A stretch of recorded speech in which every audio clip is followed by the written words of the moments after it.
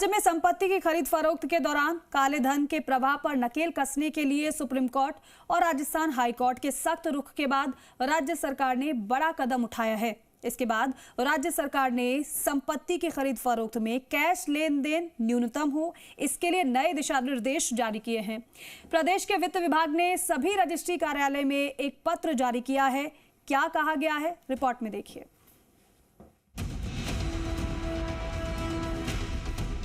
राजस्थान में संपत्ति की खरीद फरोख्त में कैश लेन देन कम से कम हो, इसके लिए नए दिशा निर्देश जारी किए गए हैं। प्रदेश के वित्त विभाग ने सभी रजिस्ट्री कार्यालय में एक पत्र जारी किया है। इसमें निर्देश दिए गए हैं कि आयकर अधिनियम के तहत 2 लाख रुपए से ज्यादा नकद लेन देन पर रोक लगनी चाहिए। इसे संपत्ति के हस्तांतरण की प्रक्रिया में ब्लैक मनी समाप्त करने की दिशा में कदम माना जा रहा है।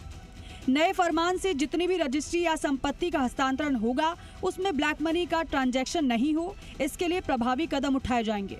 किसी भी रजिस्ट्री के समय अगर आयकर के नियमानुसार निर्धारित राशि से अधिक लेन देन नकद हो रहा है, तो पंजीयन विभाग के अधिकारी आयकर विभाग को सूचना देंगे। ऐसा नहीं करने पर उनके खिलाफ कदम उठाए जाएंगे। दरअसल राजस्थान उच्च न्यायालय की जयपुर पीठ ने ओम प्रकाश बनाम राज्य व अन्य 28 याचिकाओं पर 21 मई 2025 को आदेश पारित करते हुए सभी लोक कार्यालयों को स्पष्ट निर्देश दिए हैं कि वे स्टाम्प ड्यूटी, रजिस्ट्रेशन फीस और अन्य कानूनी शुल्कों की वसूली में आपसी कोऑर्डिनेशन के साथ काम करें।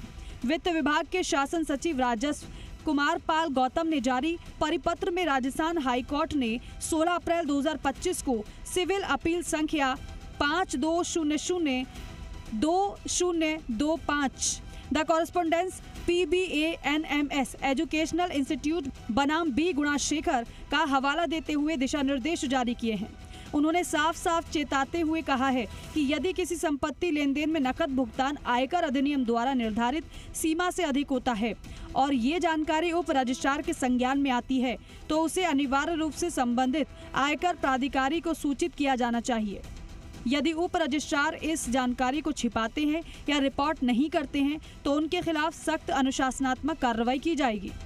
वित्त विभाग के सचिव कुमार पाल गौतम की ओर से जारी परिपत्र में देखा जाए तो उन्होंने सभी उप रजिस्ट्रारों को निर्देशों की अक्षरशः पालना करने के निर्देश दिए हैं। हाईकोर्ट के पारित आदेश के क्रम में समस्त लोक कार्यालय लोक प्राधिकारियों से अपेक्षा की जाती है कि वे अपने समक्ष प्रस्तुत दस्तावेजों पर स्टाम्प ड्यूटी और अन्य शुल्कों की वसूली एवं अन्य विधिक दायित्वों का निर्वहन करें। इसके लिए आपस में समन्वय स्थापित कर राजस्थान स्टाम्प अधिनियम 1998, भारतीय स्टाम्प अधिनियम 1899, रजिस्ट्रीकरण अधिनियम 1908, संपत्ति हस्तांतरण अधिनियम 1882, भारतीय संविदा अधिनियम 1882 तथा आयकर अधिनियम 1961 के प्रावधानों की अक्षरशः पालना सुनिश्चित कराएं। परिपत्र में एक और उच्चतम न्यायालय से पारित आदेश का हवाला देते हुए निर्देश दिए हैं कि यदि किसी समव्यवहार में नकद लेन देन के लिए आयकर अधिनियम की ओर से निर्धारित अधिकतम राशि से अधिक कैश लेन देन का तथ्य उप रजिस्ट्रार के संज्ञान में आता है, तो अविलंब आयकर विभाग के संबंधित प्राधिकारी को सूचित किया जाए। खास बात यह है कि आयकर अधिनियम के अनुसार किसी भी संपत्ति के हस्तांतरण के लिए निर्धारित राशि 2 लाख तय है। ऐसे में अब खरीदार या बेचानकर्ता को 2 लाख से ऊपर की राशि का भुगतान नकद नहीं किया जाएगा, बल्कि चेक से ही लेन देन होगा।